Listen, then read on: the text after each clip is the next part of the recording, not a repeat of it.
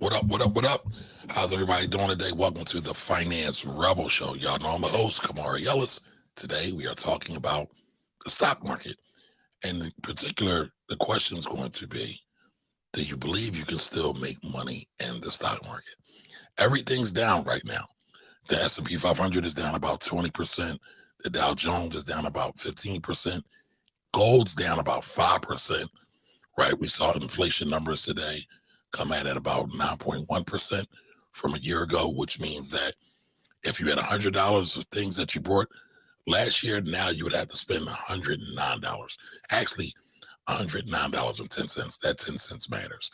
But today I wanted to do something special. So I wanted to bring somebody on that loves the markets just as much as I do, and they're a little younger than me, so they'll be able to give you a fresher perspective than my old self. But today, I wanted to bring on Kevin Matthews from Building Bread. Man's a young genius. He's a young genius out here. How you doing today, Kevin? Uh-oh. Technical. There we go. How you doing today, Kevin? I had you on mute. Sorry. Oh, no worries, no worries. I'm doing pretty good. How about you? Good, good, good. So before we get going, I just want to say thank you. You've always supported me, and we've never even met. This is our first time meeting. It is. But Kevin has quoted me in several articles about tax, about stock, all kinds of stuff. Now, he's written all over the place. If you just type in Kevin Matthews II, you'll find him all over the place, from Business Insider to YouTube Finance, USA Today. Where else do you write and publish at, Kevin? Man, so Business Insider is the main spot. I've got some at CNBC, American Express as well. So I'm trying to branch out a little bit. Okay. So he's a heavy hitter, y'all. So he came down and spent a little time with the old man. So I appreciate it. Now, Kevin, you are a former financial advisor. Now you are more of a financial educator. Is that correct? That is correct. Okay. Now, did you go to school for finance, or did you have any certifications or credentials or anything like that? Yeah, so I went to school for economics and got my master's in business technology. And then I also went to Northwestern for the education part of the CFP. But for me, I was born and raised in Black Wall Street. That was kind of my original education, and then went to Hampton to get a more formal education in econ.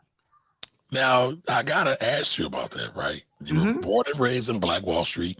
Yep. If nobody knows where that is, that's also Oklahoma or Greenwood, depending on who you're talking to. What do you mean by you got your education there? Yeah, so everything that I learned about money and why I am who I am and where I ended up started because I was in Tulsa. Because growing up, I learned that we came from wealth. And when you look at any documentary, almost any TV show, you actually see the plot of land where my house, my parents' house stands right now today. So growing up in the 90s, I'm like, well, how do we have so much wealth as a community and don't have it now? No hospitals. We just opened up a new grocery store last year, right? Like, think about it. You have more than 30,000 Black residents that did not have a grocery store until 2 years ago. And when I'm looking at that, I'm thinking, like, how do we have wealth and how do we not have it now? And that's a question that just consistently bugged at me. And it pushed me to learn more about money, pushed me to read more, and pushed me to learn how to invest to build Black wealth and figure out how to circulate it and build generational wealth so it doesn't just disappear after just one person captures it. Wow. Okay. So, see, I knew we're kindred spirits, right? Because as you know, I talk a lot about Black wealth as well. But you've actually written a book. So you are actually an author. So we're also talking to an author too, y'all. Don't forget about that. And your book, what's the name of your book again? From Burning the Blueprint, Rebuilding Black Wall Street After a Century of Silence. Got you. So we're going to do a little contest today, everybody. Y'all know I like to do contests. So I want you all to pay attention. There's going to be a quiz later. And I'm going to be getting y'all 4 of Kevin's books. And I'll show those all a little bit later. But take your notes. Be ready for a quiz, a pop quiz later on. But all right, so Kevin, you went to Northwestern. You've been in and around wealth, money, all things, but you seem to love the stock market. Why is that?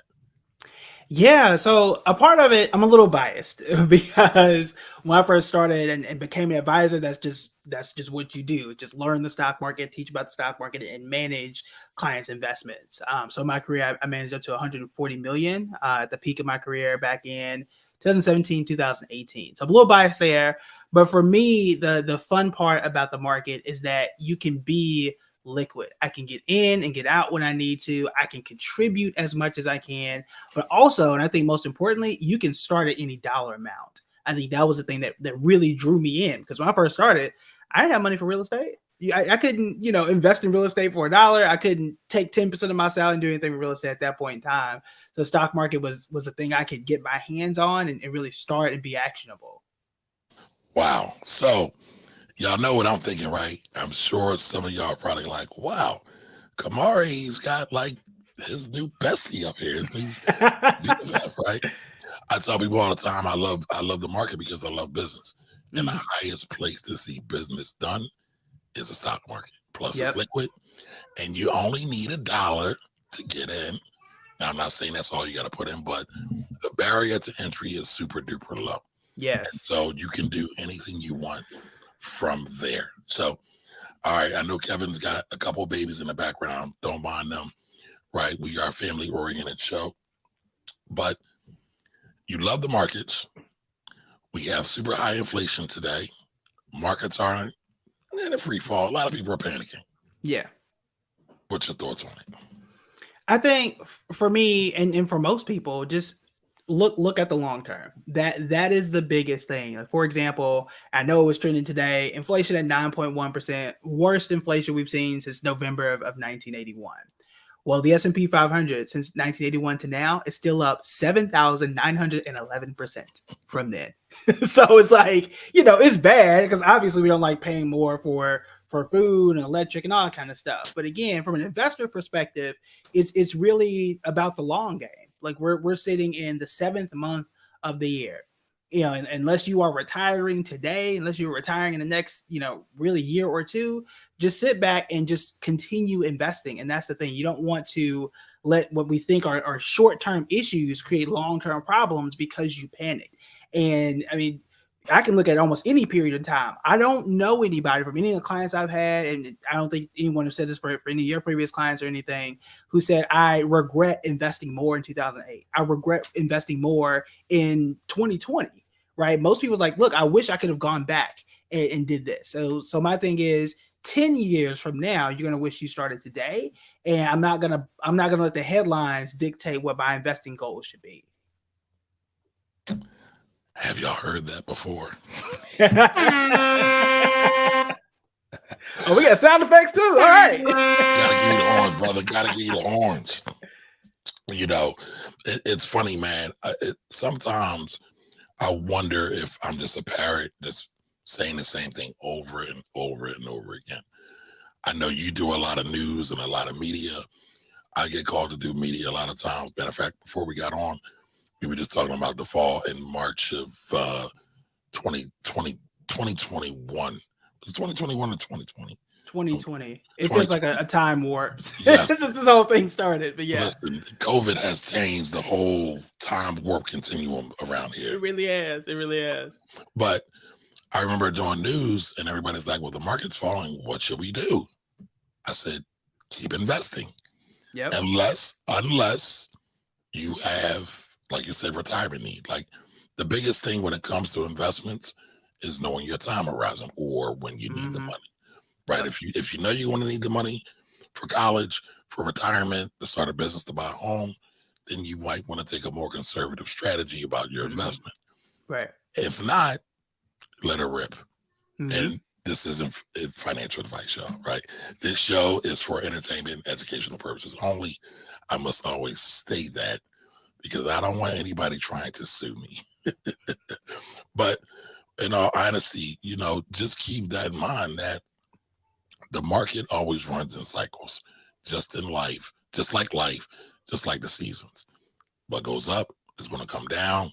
It'll come around again. We're going to sing summer, fall. I'll give you my all. I'm about to start singing Gerald Levert, and I'm showing my age. But a lot of us are worried, and I don't get it because I've been saying the same thing every day. You've been saying the same thing every day.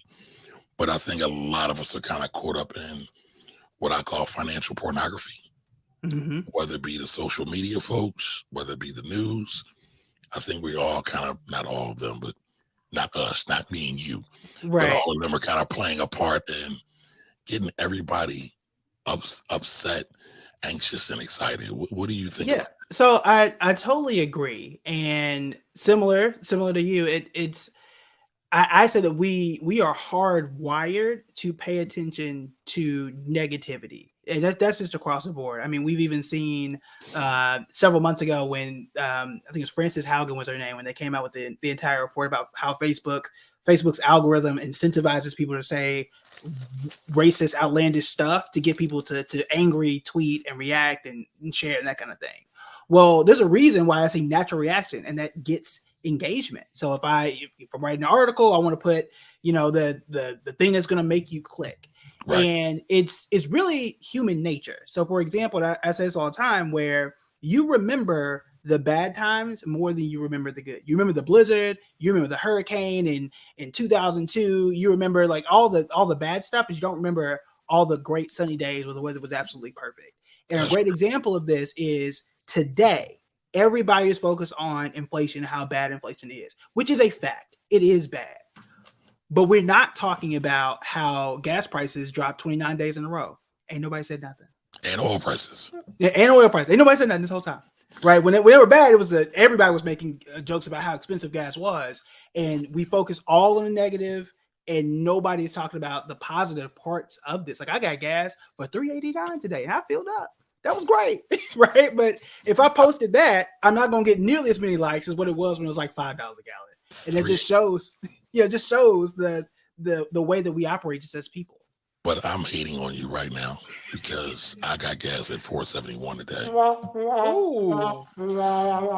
And so, but I was happy because I damn near had a conniption the other day when I paid 517. But you're right, right? Our brains are wired for danger. Our Mhm. brains are wired from worry.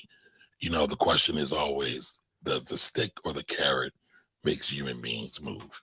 Mhm. And usually it's the stick. You need Mhm. some pain typically to get people to move. So Right.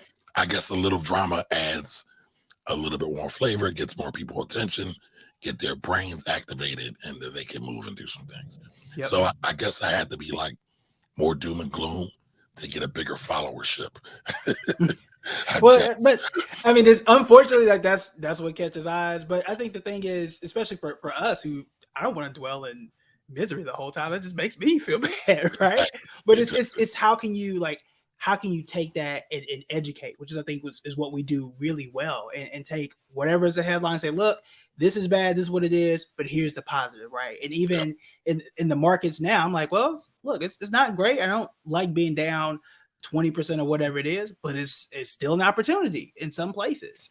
And like I wish I could have invested in the .com bust. I wish I'd be rich right now if I could have done that back then. But this could be something similar. And I think that, you have to take whatever it is and look at the silver linings and make the best out of it. It's definitely very similar because during the .com bust, that was probably my first real market cycle that I saw. There were all kinds of companies that ran up. Valuations were terrible. Mm-hmm. Weren't making any money. All this VC money just floating around, Yep.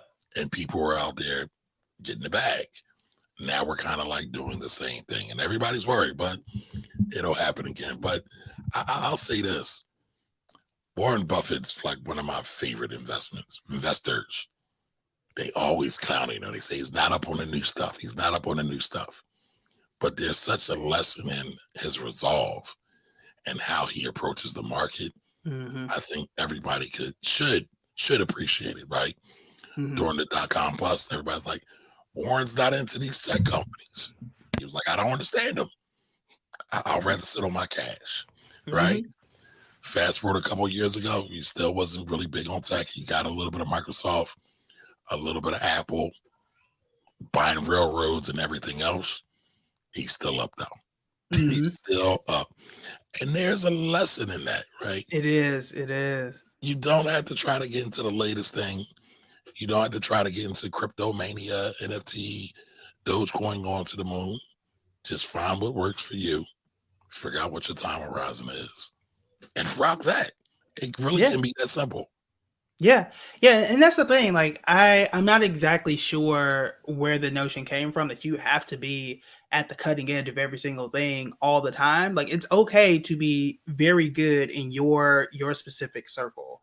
And for Warren Buffett, that obviously works for him. And I think in his most recent meeting, annual meeting I think he had a few months ago, he was like, I don't have to be an expert in cutting edge crypto technology. I'm not interested in it, and I don't have to be. And that's the thing. You do not have to be.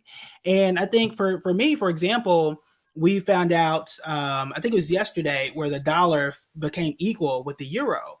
And there are a lot of people talking about that. And I was like, I'm not doing content on that because that's not my expertise. It's not something I'm interested in. I don't know about it. I can go learn if I want to, but like I'm going to stick to what I am good at and what I feel like I have a strength in. I don't need to be an expert in foreign currency, right? So like you don't need to be on every single thing all the time. Choose what you want to specialize in, get good at that thing, and be comfortable in that thing that you have grown your expertise in. That's a fact. That's a fact. That's why I always tell people invest in what you know. Start Mm-hmm. there. I know some people don't like that advice. I know some people are like, you shouldn't invest in individual stocks. But for me, part of the fun is actually knowing about the company. Mm-hmm. Because if you do investment right, you can definitely ramp up your overall business and financial IQ as well. If Mm-hmm. you're really paying attention. Because I tell folks all the time, if you just listen to some of the financial or some of the earning seasons reports, we're about to hit earning season again. Right now, we're coming up on it, but they're giving up all the game, as all the social media gurus like to say. I'm giving you free game. These billion-dollar companies are giving you free game every quarter, and Every quarter. a lot of people just stroll right over it and don't even think about it. It's like those are the people you should be listening to. This guy that's on Instagram or on Twitter who's trying to sell you this product or this coaching program, who just started investing 2 weeks ago, probably isn't the one. But here you have a whole billion-dollar operation that's basically bearing their soul to you that you can really begin to learn and understand.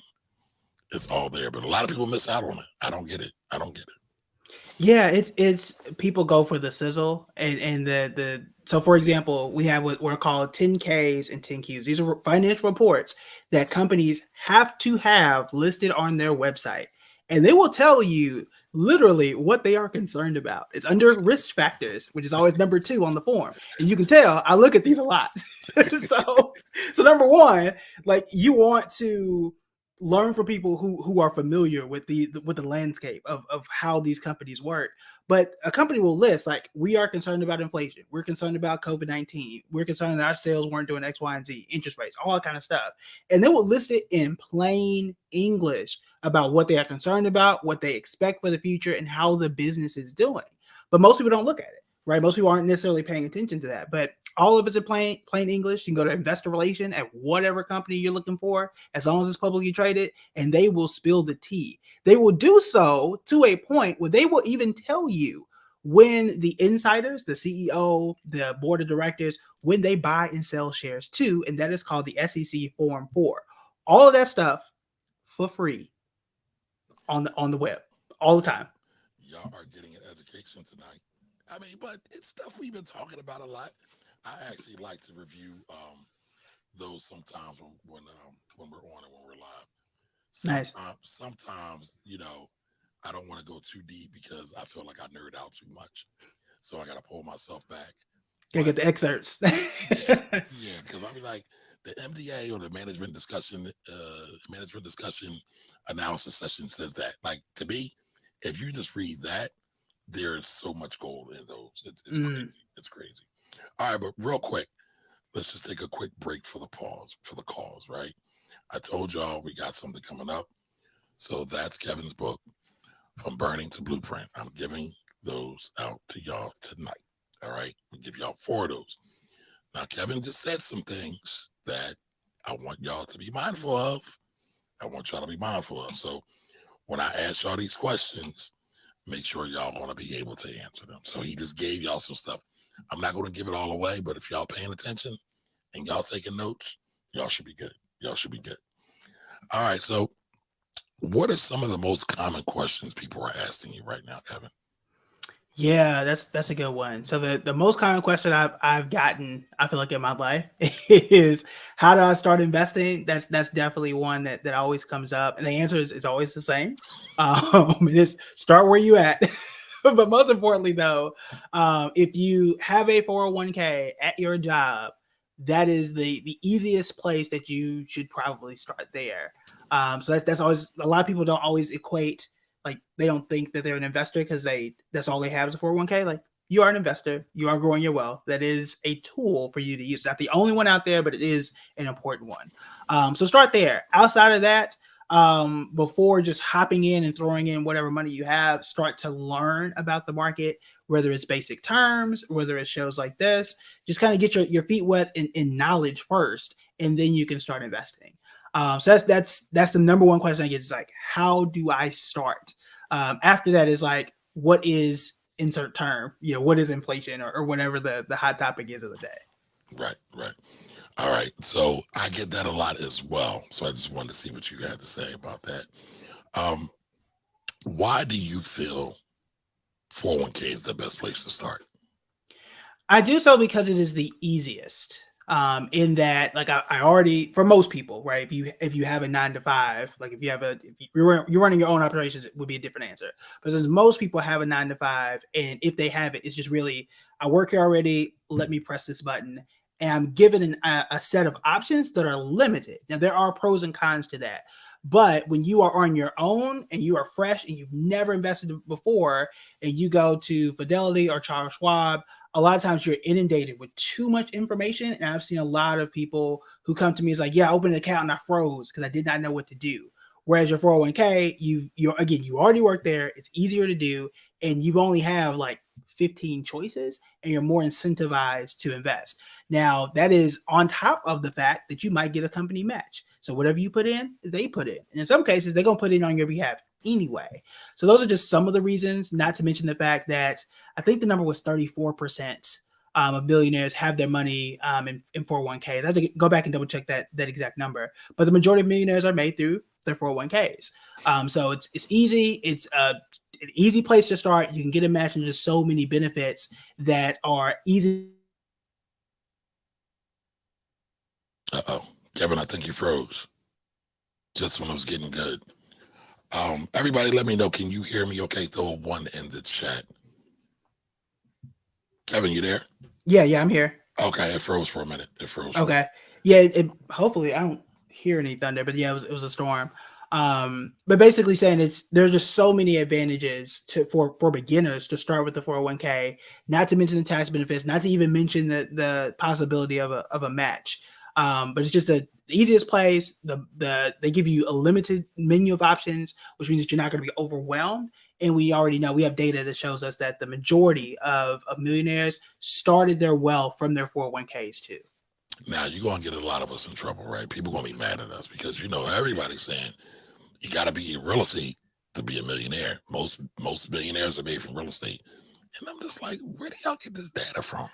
I've wondered that. Like, where these data points coming from? Nobody ever cites any study or nothing. Like, I haven't really seen that. That's not necessarily the case. Now, they may have real estate, which is true, but did they make their million? They make their money from real estate? That's not necessarily the case. Right. And let's take it outside of your residential property, right? That because too. Everybody wants to count their residential property. And I've talked about it here, how that can be actually very problematic, especially for the Black community, because we over-index, over-invest in our residential property, and we don't have more money in our 401ks, overall stock, insurance funds. Matter of fact, we got to talk about that real quick too. Man, it's a whole chapter on that. Matter of fact. Now, this is actually inspiring, right? Because y'all know I've been talking about writing my book on the Guide to Black Wealth. Kevin's already done it, so I guess I'm gonna have to follow his blueprint a little bit closer. But yeah, I wonder. I know why people love real estate so much. Mm-hmm. Now, people may not want to be honest about it, Mm-hmm. but real estate is very much a marketing plan. by the U.S. federal government. And a lot of people don't realize that. And Mhm. again, this is no shade on owning your home. This is no shade on investing, but it's important to understand the root of a thing and understand why it gets so much love or so Right. much attention. It's not a coincidence that the most favorite asset class and tax in the tax code is real estate. Yep. It's not a coincidence that in the 1970s, 1980s, 18ish, the United States was worried about communism. And they said, hey, if people own their homes, they will feel more empowered and more like they're in a democratic state. So let's create these things like Freddie and Fannie Mae to give Mhm. people assistance with mortgages, which is a whole other thing when we're talking about inflation. Everybody, especially the Trumplicans, um, are talking about the STEMI program and Mhm. PPP, and they're blaming inflation all on that. But nobody, at least none of these politicians, are talking about all the free money that the Fed is giving out with 0% interest rates. Yep.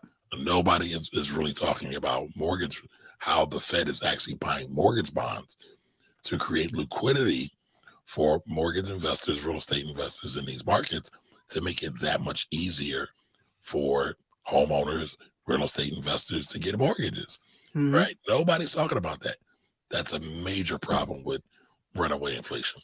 But there was one thing that I did see, that this is not the worst inflation has ever been.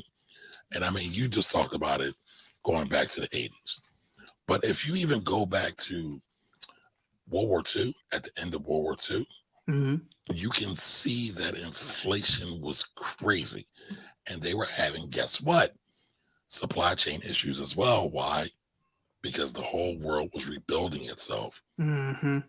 and everything was crazy. Supply chain issues, inflation issues, and then it took some time to come back down. Mhm. Let me see if I can find that real quick. I just had it actually, I was trying to do a comparison because we had super high interest rates to combat high inflation in the late 70s, early 80s. Yeah. And I wanted to go back and see how long it took, how long it took for inflation to come back down. And it looks like it took about 40 years or so. Yeah. I couldn't get it prepared in time for the next show. Just played on the screen. But I mean, what do you think about overall inflation and everything in the way that they're talking about it? Yeah, so before I get to the inflation point, I found what I was looking for when I pulled down the book. So we talked about real estate and Oh, how we good. kind of over invest. Yes. So on page 86, Oh, there we go. Specifics. yeah, so I was talking about the median net worth for black and white families, and that during the Great Recession 2008, that white families saw a 16% loss in net worth compared to 50% for black families. And we know this happened for two reasons. So first, black homes are devalued at $48,000 per home, which results in $156 billion combined. And second, African Americans weren't investing in the stock market and didn't benefit from the largest bull market that we had just said in U.S. history. So I'll go on and talk about a study from Emory, Emory, and an article from Ford in 2012. And the article said, for Black people to have more wealth in the home, we need to start investing outside of it. End Oh, quote. Page 86. So I got to give you two horns for that. All right, so he just shared a little bit from the book that you all are going to win tonight if you are taking good notes. But be sure to like, comment, and share if you are enjoying this content, if you're enjoying this dialogue. Like, y'all know the algorithms don't like me, right? So you got to show them that you got some love for your boy. All right, so make sure you drop a like, especially on the YouTube channel. So I appreciate you all. So here, I want to show this real fast mhm. because I found this chart or this listing of this listing of inflation. And so when we look here, when we go back to, all right, I'm still getting acclimated. I've got my new Mac Mini here. And so everything's in reverse. Uh, So when we go back to 1947, right, 1946, 1945, 45 and 46, we had massive jump in inflation. mhm, And this is year over year on the right-hand side. So from 2.3% to 8.5% annualized in 1946. And then in 1946 to 1947, it was 14.4%. And so I show this because I like to remind people that everything reverts back to the mean, or just simply stated that everything gets back to normal at some point, mhm, right? It's not always going to be like this. Now, if you go and look here, 1974, before I was even born, we had 11.1% inflation growth year over year, a major issue. Then when we get down to 1980, mm, right? 19, matter of fact, started 1978, and hopefully everybody can see this. You can see inflation started to jump, 78, 7.6%, 11.3%, 1979, 1980, 13.5%. Then it started to taper down. Volcker came in, I believe, in 1980. 81 mhm, when Ronald Reagan appointed him, right? 13.5%, 1980, 10.3%, and 6.1%. Now, I have to go back and look and see when he started raising interest rates, because interest rates are crazy at that time. they But were wild. what do you think about all this inflation talk and everything that's going on right now?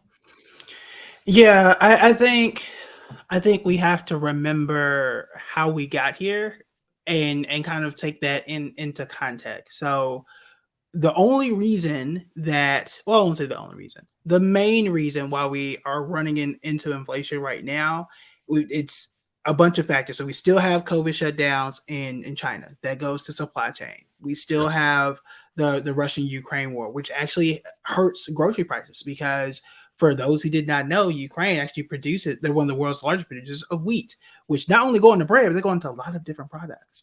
And then we're not using Russian oil, and oil is used to not just produce gas, but plastic, which goes into everything. So that is one of the biggest factors. But also, when you don't have the right supply chain and you have people who need certain products, who are going back to work, who have to send their kids to school and all kind of stuff, you get people competing for less stuff, and that the price of that stuff starts to rise. So that's how we got here. It is going to unfortunately continue until we find an equilibrium, meaning we raise rates enough to kind of chill people from going out there and perhaps buying homes and doing that. But it's going to take time. The good news here is it has happened before, and it's really concentrated in just a few areas, and that's again gas, electric, used car prices, and there's one other area that I'm forgetting. But not everybody has to get a used car now, right? You can wait. Gas prices have gone down. It's really the groceries part is the most expensive that you can't necessarily get away from. So we've gotten some good news out of it, but it's going to continue. And at some point, we just have to weather the storm until these things start to calm back down. Well, it's funny. I talked to a good friend of mine over the weekend, and him and his family, he has about 3 or 4 children, and his wife, both of their cars are in his last legs, and he was trying to buy a new car. Mm, Everybody's out of inventory. Then yeah. it's like, all right, well, I want to get a used car. Hmm. He said the used car he was trying to get was $15,000 over the original price of the vehicle. Hmm. So he was like, I don't know what to do. I said, take what you got in for maintenance, spend a little bit of money, tighten it up, and just ride the wave. There's no need to jump in and plunge in right now. Just wait it out. Just try to wait it out, like you said, with Yeah. equilibrium point. Yeah, and that's the thing. Like at some point, because the prices can't go up for forever, right? Right. So sometimes it's waiting for that equilibrium point for the prices to just come back down to you. And for gas, it is starting to do that. And we'll see, hopefully groceries and used car prices do that as well as energy prices, so like electric and stuff like that has also gone up. Those four factors together, that is the biggest part of where we're seeing why inflation is 9.1, right? If those things start to creep down, then we'll start seeing low inflation numbers across the board. Right. Now I want to show the Fed funds rate real quick, right? Just so everybody can kind of put this in context, right? I wanted to overlay this, so I'm a little disappointed, but I couldn't get to it all, y'all. I can't get to it all the time. So when you look here at this chart, it's really interesting when you see it here. So when you get to, let me see if I can blow this up a little bit more so everybody can see it. When you look here, like around 1980, like I said, 20% interest, right? That's what the Fed funds rate was. On a savings account. On a real savings account. And so the Fed funds rate was 20% at that point. And then they started to cut interest rates, right? And then now we have massive inflation again. Mm-hmm. So there is a linkage to that. I will at some point do a good overlay of this so I can do it. I couldn't find any that were already done, but everything in money and life, every effect has an equal and total opposite effect, right? Or reaction.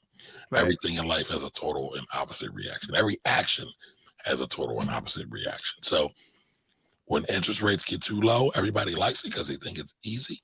But then you have to think about the pushback or the after effect. And usually it's never good. It's never good. So I know a lot of people were complaining about inflation around 07, 08, 09 during the Great Recession. I remember that clearly. They were complaining about cash for clunkers. They were complaining about some of the stimulus that was being put in place. And the economy needed it. I'll never forget that time. Mm-hmm. I was the institutional money manager at the time. And it was crazy. It was crazy. But the thing was, you can give some medicine when you're sick. But when you're well, you're supposed to wean yourself off that medicine. Yep. And just eat nothing but fruits and vegetables and live good and just live natural is what I'm saying. Right. And that's not happened. And the Fed just, kind of did their thing. And I believe they were a little late. I've talked about it ad nauseum on the show. They were a little late at reacting to inflation and all the pressures. And I get it to a certain degree because we never saw COVID. But a year and a half after COVID, you can't tell me we need 0% interest rates. Right. I just don't see it. So I don't know how you feel, Kevin, but I feel like they were asleep at the wheel a little bit. Yeah, I agree. I think as someone who's like trained in econ, I kind of have some sympathy for them because it's hard because they're looking at, they're always going to be a step behind. That's just a fact because the data that they use to make these decisions are coming from the prior month, for those that may not know. So like the inflation number that you're hearing about now, that was June of 2022. It is not mid-July. And when we find out whether or not we're in an official recession, like we have to wait until the end of this month to find out if this entire year has been a recession, which we're all like, yeah, we're here already, right? So like it's kind of hard for them to make moves. But I do think they were not 1 month behind, but like 3, right? So it's like, I knew it's gonna be late, but like, come on, man.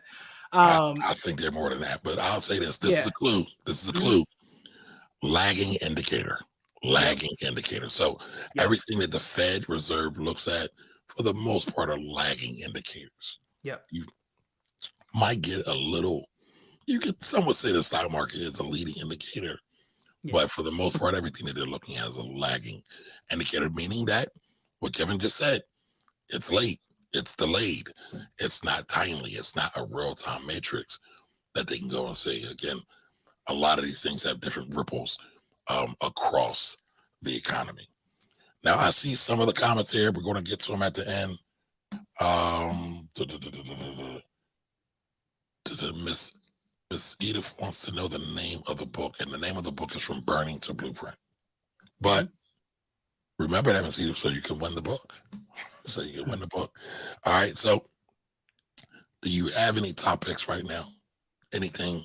And when I say top picks, I'm talking about stock picks. Anything that you like right now that's tickling your fancy? The one, so I feel like I've mentioned a lot. I actually haven't, but the one that's on the top of my mind right now is Hershey, HSY. As of last Friday, I think they were up like 13 or 14% for the year, which is good in a time like this. It's good in any year, but especially in a time like this. So they're up double digits. And the thing I like most about Hershey, two things. Number one, 70% of their production is made in the US. So a lot of the supply chain issues from, let's say, like a Nike, where they have to make it in China and bring it over here and sell it and distribute it across the world, they don't have that. They don't have it to the same degree. And also, they have a lot more pricing control. If you were to spend 10% more on gas or clothes or groceries, you're going to feel that a lot more than going from $1 to $1.10 on a candy bar. You're probably not going to care. That little 10 cents, it counts, but like it doesn't feel the same as 10% on a MacBook, right? So they have a lot more pricing power. Their distribution and manufacturing is mostly here in the US. And again, it's when you can find a company that's green in 2022, it's worth it. So they've definitely caught my eye the last few weeks. I don't currently own any shares because I've already made my investment decisions. I'm kind of locked until December of this year. But that's one that really catches my eye. Nice. Doing about $9 billion a year in sales, and they do about 1.5-ish, 1.4-ish in net profits. Okay. All right. Got any more bangers out there? That's the main one. I did make some other moves. I'm trying to remember what they were at this point. So I mean, you always got companies. For me, companies like Apple, I'm always buying. Companies like Microsoft, I'm always buying, and Google, which is doing a stock split in the next few days. I think it's this Friday. So those I always have. Hershey was a new one. I'm trying to think of what the other one. I might have to check my phone because there's another one that really caught me too. But Hershey is just so delicious. that's why it's the one that's on the top of my mind. So let me ask you this: Are you a fan of Hershey's? Do you eat Hershey's? Do you enjoy it? Well, for those that don't know, and this is again like we hadn't planned on this topic, but they have, I think it was 400. Yes, I think it's 400 different brands in 80 countries. So there's something that I like. It depends on what it is. So I absolutely hate Twizzlers. I can't do Twizzlers. Yeah, but I do like this. Yeah, they taste like a Wi-Fi cable. But I like the cookies and cream chocolate bar. It's really good. So that's my favorite there for Hershey. Okay. The other one was T-Mobile. I can't believe I forgot T-Mobile. T-Mobile is legit. I got Verizon now, maybe switching, but the stock T-Mobile is another one of my favorites. Really? Yeah. So again, they're one of the few companies that has done well this year. But not only are they one of the largest providers in 5G, they're focusing on the rural market, which is not where Verizon is right now, not necessarily AT&T to an extent. And they have the cost for what they did for the Sprint merger is starting to fall off their financials. So they're starting to look a lot stronger. But they're not raising prices, which is good. And in a time where inflation is high and people are looking to save cost or to save on those costs and fees, a lot of them are going to, in my view, going to move from AT&T, move from Sprint, and slide more over to T-Mobile. Okay. Now, 5G is going to be a major push. Like if we're just looking at global macro things. Yep. The 5G is undeniable. Yeah, they're the leader right now. Yeah, I've always been a little skeptical. Yeah, that's what they say. Which is not why I didn't leave with that. No, listen. I mean, it's this idea is again, everybody. This is for entertainment and educational purposes only.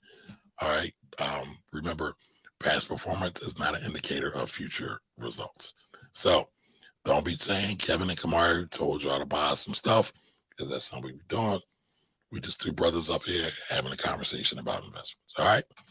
So yeah, I wouldn't have thought about T-Mobile. I do like AT&T, even though they've been getting trashed lately because it seems like they don't have enough financial discipline like they need to, at least not in the short term. Mhm. Not in the short term. So they've been getting mollywopped a little bit. They've been getting Yeah. mollywopped a little Did bit. they sell off their whole streaming thing with the Yes. Warner? Okay. Yeah. The Yeah. Which Discovery, I think, right? I think is good. So they can get back to the nuts and bolts of the brand. Yeah. But I still like their dividend. They have like Mhm. a five. Let me see, I just pulled it up here. Again, not investment advice, y'all. Not investment advice. We're just talking. But they have a 5.34 or 5% dividend yield. I liked it all day long on the $20 stock. Actually, I just had an idea. I should have did a contest to give away some stock today, but we'll do that on another day. Who would like for me to do a stock contest? Put a 1 in the chats. Y'all let me know. But okay. So a lot of questions you get, where to begin.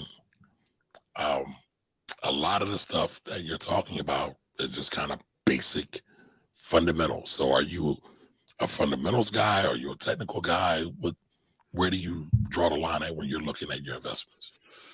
Yeah, I am more of a fundamentals guy. So I use both. But I'm more of a fundamentals guy because what I like, and I think we're similar here too, is I want to know what is the business? What do you do? And why are you supposed to continue to make money in this space? And once I do that, like I'll start my position. I'll say, look, I've looked at everything, I've compared everything. I think T-Mobile was a good business. And then I'll invest in it.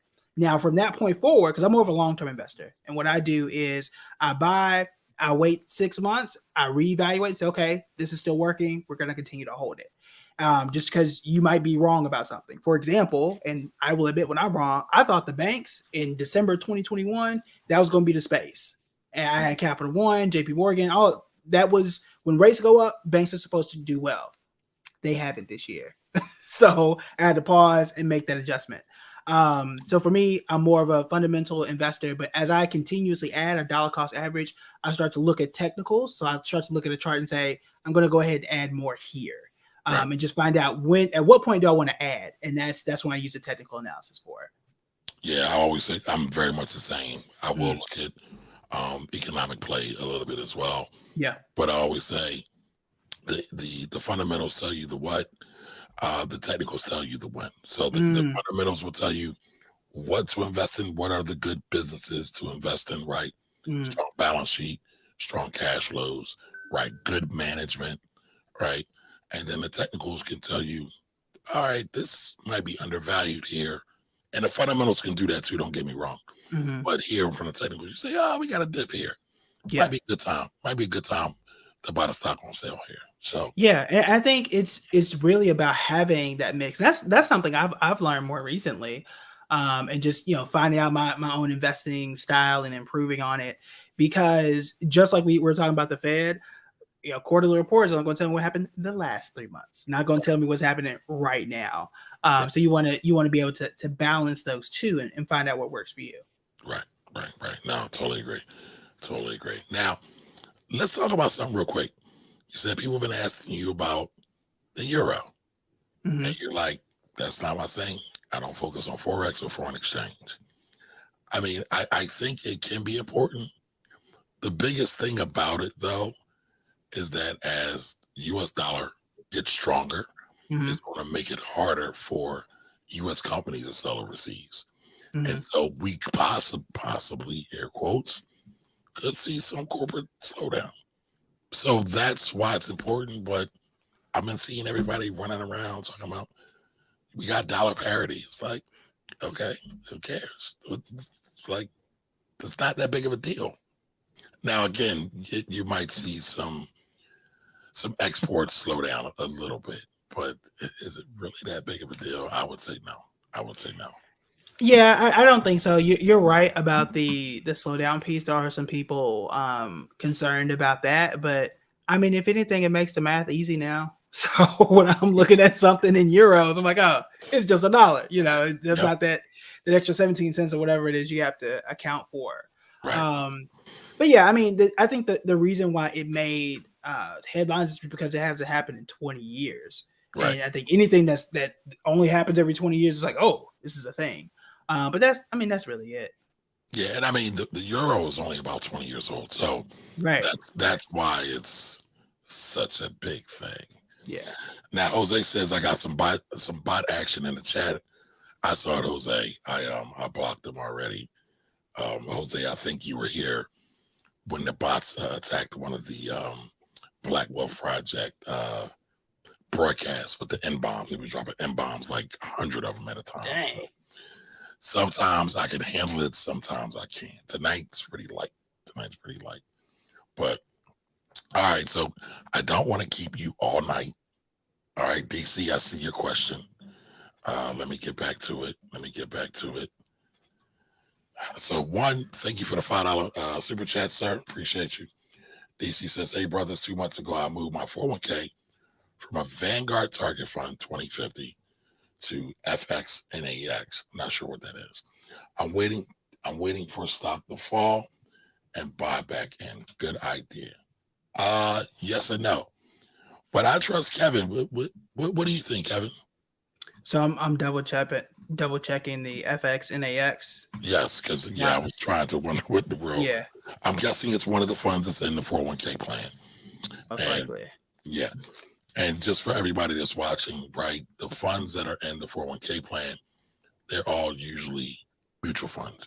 Every now and again, you might have a variable annuity in there, but usually it's still kind of centered around some kind of mutual fund or what's called sub-account. But okay, so there are a few things here, and again, we not financial advice. I'm only looking at 2 lines here and making an adjustment from what I know. So that is the FXNAX is a bond fund. So by doing a bond fund, we know that they tend to return less than the stock market. That's just less risk, less reward here. The other thing too is that you had a Vanguard 2050 fund, which tells me that is your target date and you plan on retiring in about 30 years. So you have a much longer time frame if you're doing it correctly. Again, I don't know your age, but generally that's what that means. So to leave the 2050 fund and move everything to a bond fund, I don't think is usually the best fit for most people. I think you're likely better off in the 2050 fund and just invest for the long term, because the 2050 fund, the way it is created is to have more stocks than bonds. And as you get to 2050, it's supposed to allocate and grow with you to be in the right spots. The 2050 fund is supposed to be a hands-off invest, and they kind of do everything for you. And what it sounds like is you took it out of that and said, well, let me go to bonds, which again, historically don't perform as well as stocks over the long term. So I would agree with everything Kevin just said. Only caveat I would just throw in there, and it's really piggybacking off what you said, right? What's your target date? When are you retiring? Right. Build your asset allocation around that. Sounds like you brought the bond funds because you were scared that the market tanked. And that's cool, right? Because the 10-year has gone down or gone up in value, right? So bonds are not making money right now, but they are secure. Less risk, right? More security. I get it. But you might be missing out on buying in when stocks are really, really cheap. Like I said, the S&P 500 is down 15% year to date right now. The S&P, the Dow Jones is down about 15%. I know Tesla's down, Apple's down, all the major companies are down. So again, it really depends on what you are looking to do and what your risk tolerance is. Now, Kevin, I do want to ask you this question. I have my own theory about risk tolerance. Mm-hmm. I've never liked risk tolerance because what I've learned is that most people don't know what their risk tolerance is. Mm-hmm. Their risk tolerance is based off of the atmosphere of the market. And if the market's up, I want to go all in, push all my chips in. And then the market's down, I want to be conservative. So they haven't figured out who they are as an investor, most people. Mm-hmm. And that's why I feel like risk tolerance forms and all that usually don't work. But that's just my thought. That's just my thought. Yeah, I think the thing is, so I have an article that's coming out on Business Insider that talks a little bit about the risk tolerance and how to use it and rebalance the topic of it. It'll probably be out later this week. But in either case, it's what I like to do as an advisor is have those receipts. So, oh my gosh, to sell. I'm like, well, question number 6 of your risk tolerance said that you wasn't going to do that. And I think a lot of people take it if they take it, which I don't think most people do, but if they take it, they just forget about it. Right. But it's interesting. Everybody says scared money don't make no money, and the market dropped, and everybody shook. So everybody shook. It's like I thought everybody like buy the dip. That trend. It used to trend in 2020 when stuff dropped. Buy the dip. Ain't nobody buying no dip. So it's just interesting. A lot of times we don't really. You can say a certain thing until it happens, and then you start acting a bit different. Yep, absolutely. So here is the Vanguard Target Retirement 2050 Fund. And so this is just a makeup of all the other Vanguard ETFs and mutual funds, right? So we have the Vanguard Total Stock Market Index. We have the Vanguard Total International Stock Index. We have the Vanguard Total Bond Market Index, right? And then we have the Vanguard Total International Bond Index.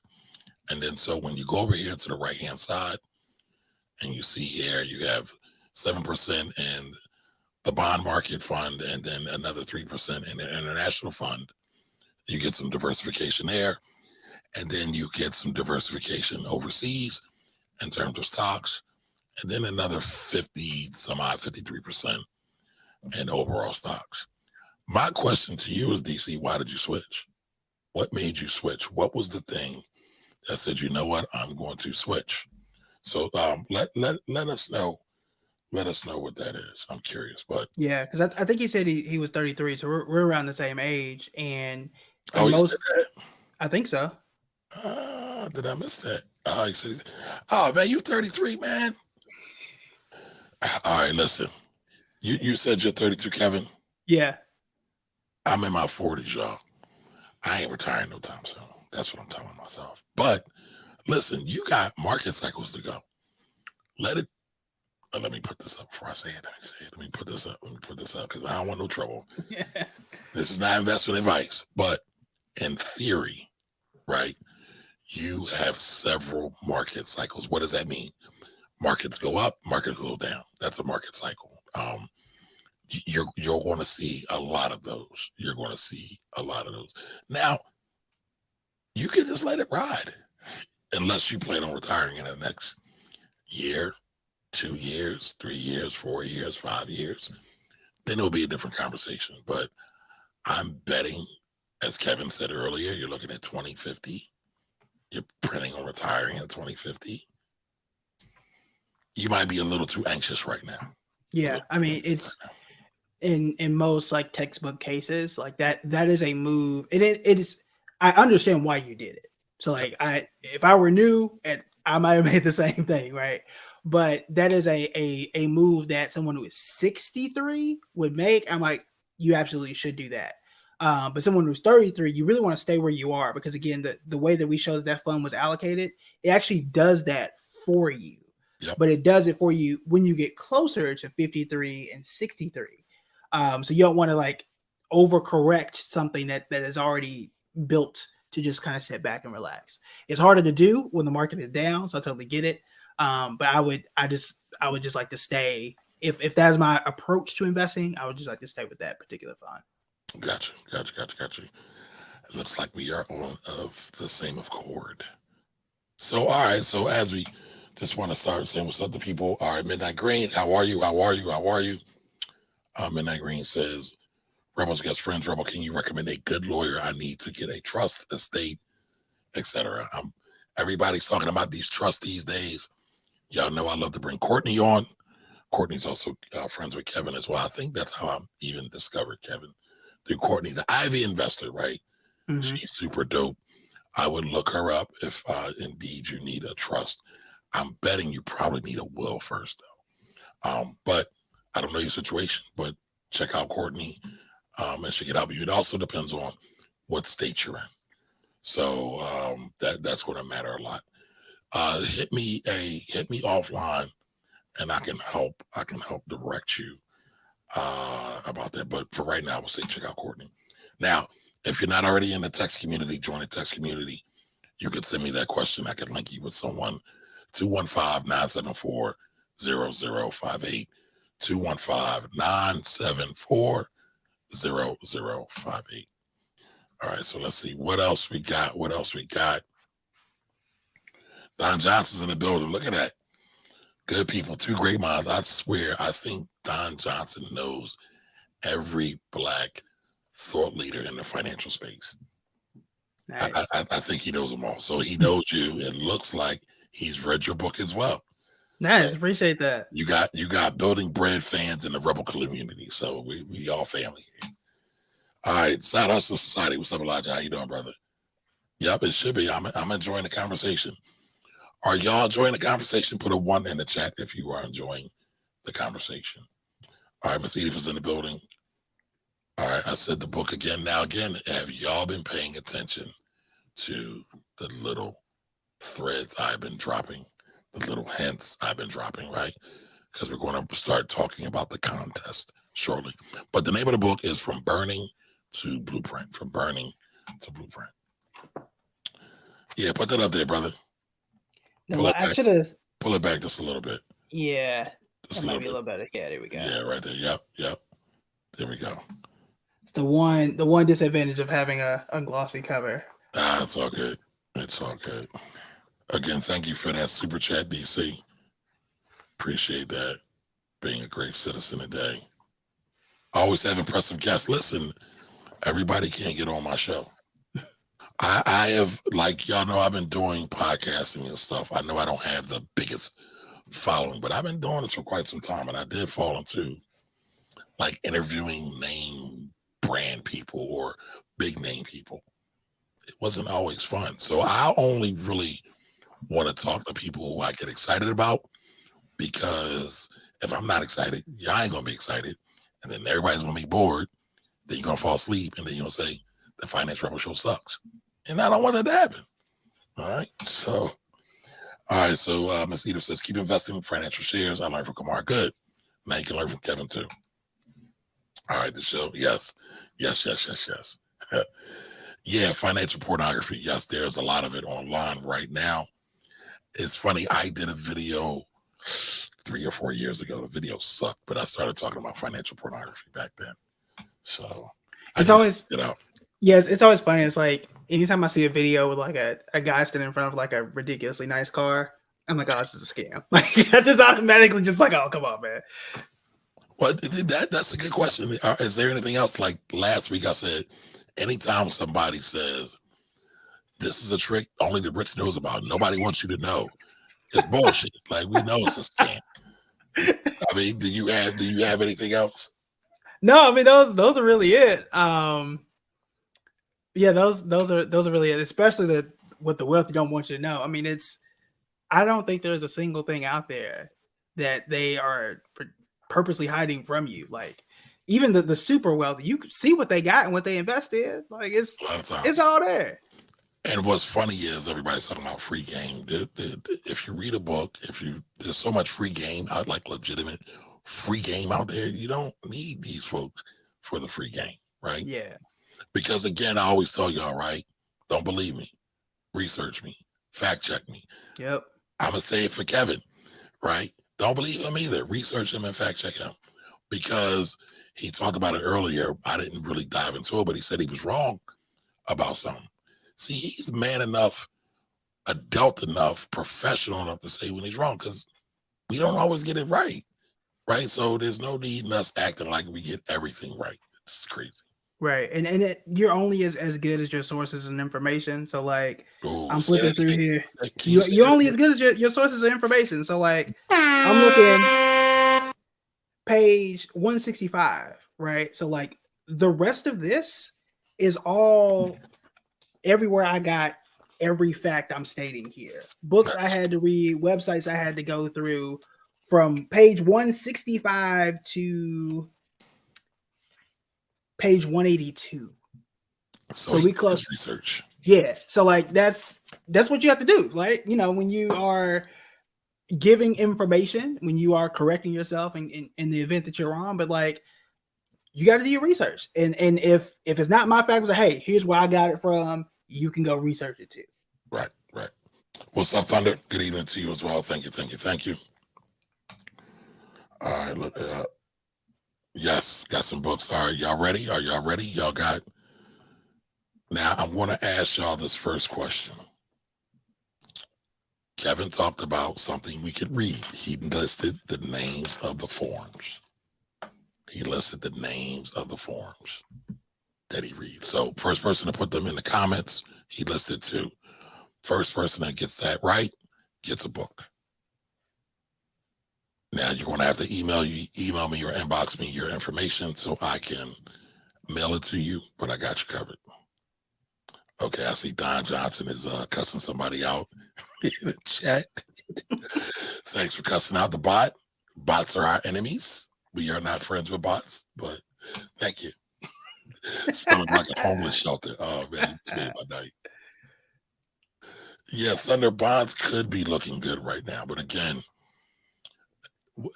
here's something you never ever see these so-called social media gurus talk about.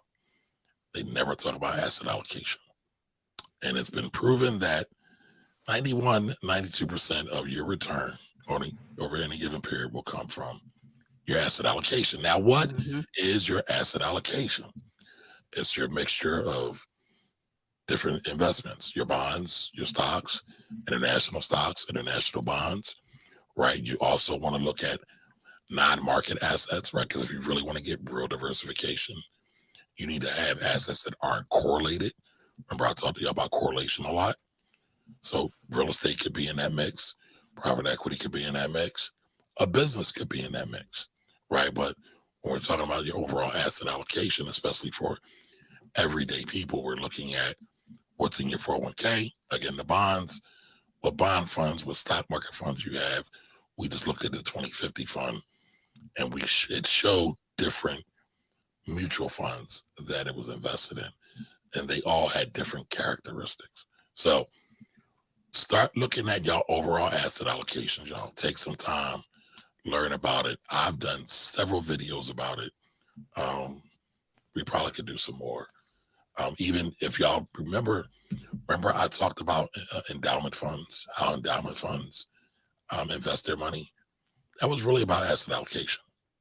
But I wanted to show you how people are uber successful with investing. But it was about asset allocation. Yes, Thunder, the Series I savings bonds are almost 10%. By the way, shout out to Thunder because he was the one that came to the community and shared that gem with us. All right, let's see. Look at the bonds. Under 30, huh? Listen, dollar cost averaging can go a long way, y'all. It's not about timing the market, but time in the market. Hey, Lane, how you doing? Yeah, Google splits at 7/15 or July 15th. I don't really care, but Kevin, you got anything for that? Well, I think it's so I think we had mentioned Google. I said I think it splits at some point this week. So I wasn't sure what the date was. I think she was just saying what the date was. But yeah, I'm not doing nothing with it. For me, I'm on an app called Public that shows like what other people are investing in, and I buy stocks every Friday. So if that just happens to be on Friday, then I'm just do what I was always doing, which is investing in dollar cost averaging. So it just happens to be on a Friday for me. It's funny that you're on Public because I'm on Public too. You get all the love. I get no love on it. But, I think I was talking to my wife about that the other day. I think it's just because like I just started when the app first opened up. It just email I just happened to open. I'm like, I was bored, pandemic. I was like, I guess I'll try this out. And then next thing you know, the app blows up. So I got lucky on that one.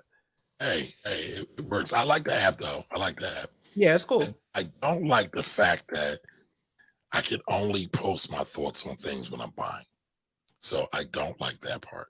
There's a way to do it without it. Okay, you're gonna have to teach me. Yeah, I have to show you how. But you can just post like whatever after a certain point. Okay, okay. So here, actually, so the beautiful thing about public is all your stuff is public. And so here I have Kevin's portfolio, so we can look at it. And I wanted to do it more because I will share. Like I have a Cash App portfolio that I'll share with the audience here. Mm-hmm. Um, so I'm starting to move everything over to public because I like how they do it. I like how they do it. So here's Kevin's public, right? So he's out here getting busy. T-Mobile. He talked about T-Mobile. Mm-hmm. Shopify, which is the king and queen of e-commerce right now. Prologis. Is that prisons? No. You said prisons? They do What's logistic Prologis? facilities. Oh, logistics. Okay. Yeah. All right. Like, not prisons, not me. Okay. Yeah, I hate prisons. I hate private prisons. But yeah. Progressive Insurance, they're not going anywhere. O'Reilly Automotive, I've never heard of them before. You ever heard of O'Reilly's? I don't think so. Oh, they're the opposite of AutoZone. Oh, okay. So we have AutoZone. So I'm in Philadelphia. I know you're down south. Mm-hmm. So we have AutoZone and we have Pet Boys. And I think they're in that category. Gotcha. Intuit, right? We got Intuit here. Now Intuit is like trying to dominate the whole tax and accounting space. They bought Credit Karma too. Yes, they did buy Credit Karma, who's the king of all the apps. Oh, hold on. We got IBM. And look at what he got, y'all. Look at what he got. Ford Motor. I've been talking about Ford for a while. And so Ford has been getting mollywopped. You know, I talked to y'all about it. Again, not investment advice. And Rachel, I saw your comment. I'm going to get to it in a minute. You're funny. But I still believe in Ford. And I believe in Ford way more than I believe in Tesla. But, you know, that's a whole other thing. I don't feel like having the Elon tribe coming after me tonight. he definitely has a tribe. Oh, man, he got a whole church. Dollar Tree, stable, especially in this environment.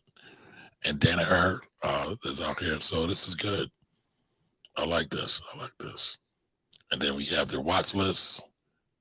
So, yeah, I have to figure out how to work my public a little bit better.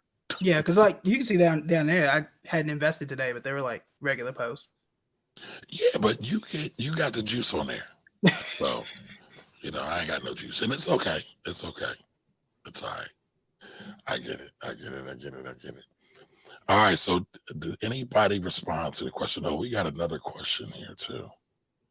I think I saw somebody respond. Okay. All right. Thunder said he's got a 2045 fund. Okay. Yeah, we know we got some bots.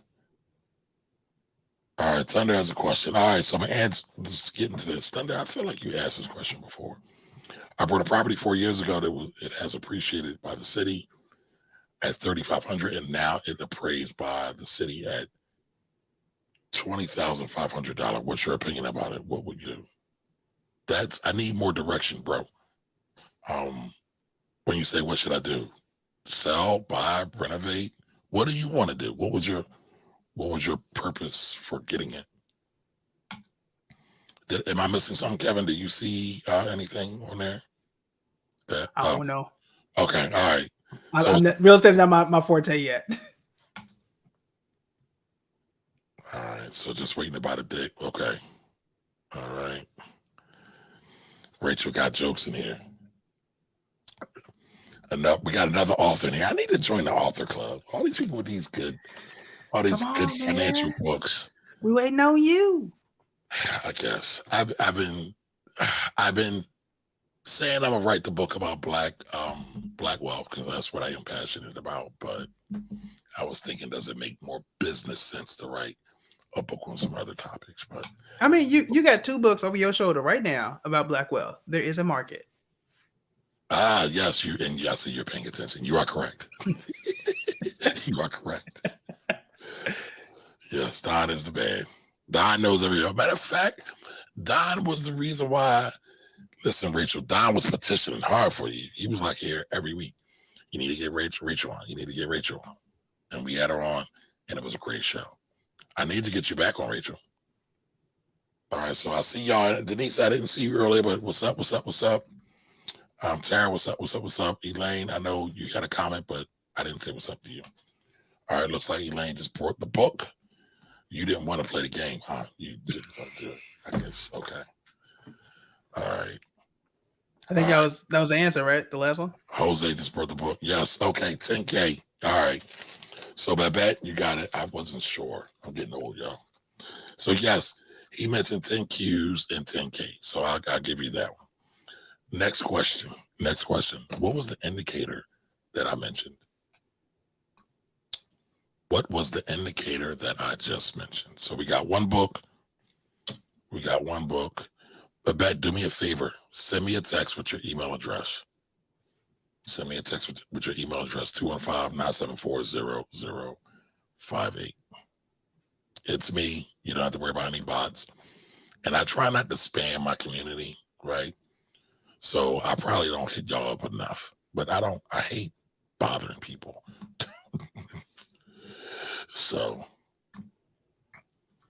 don't worry. I'm not going to be texting y'all in the middle of the night.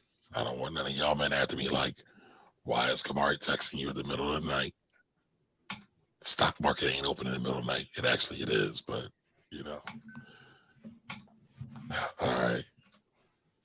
All right. So join out. Yeah, yeah. Matter of fact, Elijah, you're an author too. Yes, I guess I do. I do need to do it.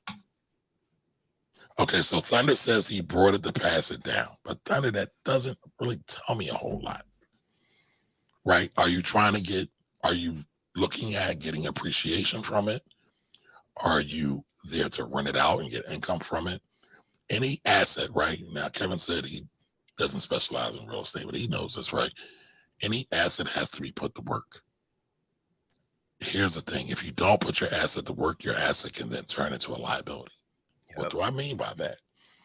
I owned a piece of property in the 90s with a friend of mine, right? We went into business together and we had different opinions on which way to go with the investment with this property. I wanted to put more money into it. He didn't. Then it got to a point where neither one of us had money. I said, hey, let's sell. He didn't want to sell.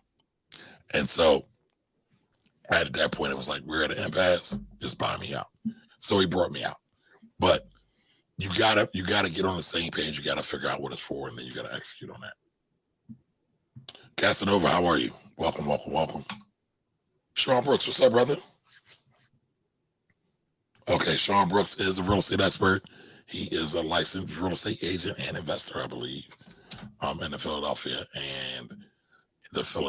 and Delaware area. All right, Elaine got it. So we got Babette and Elaine. Now, Babette, you said you brought it already, right? So now you want to have two. So make sure you give it to someone as well.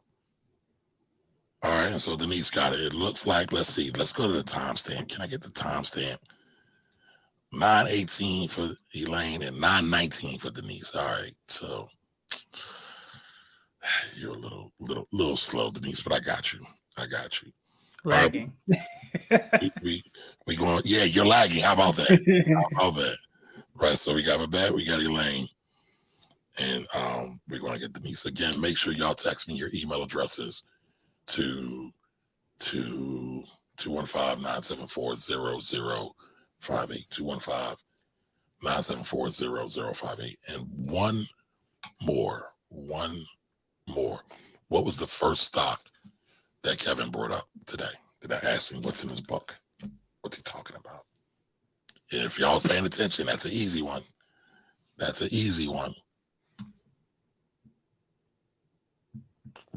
Now, let's see, were there any other questions? I don't think I missed any questions. No, I don't think you missed any. I'm looking now. Any questions? Let's see, I don't see any. All right, we got some more in. All right. Let's see.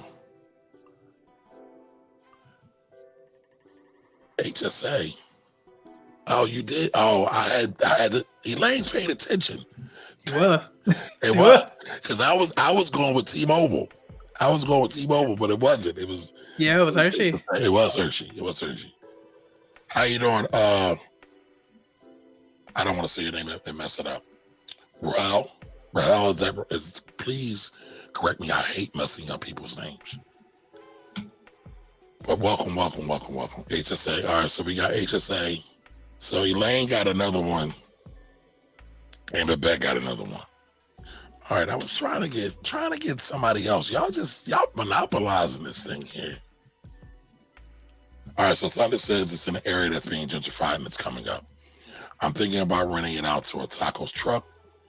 So it's a taco truck, since it's on a corner, it's a corner lot, and there are no deed restrictions. Okay, so yeah, if you can generate income, I would generate income as fast as possible. As fast as possible.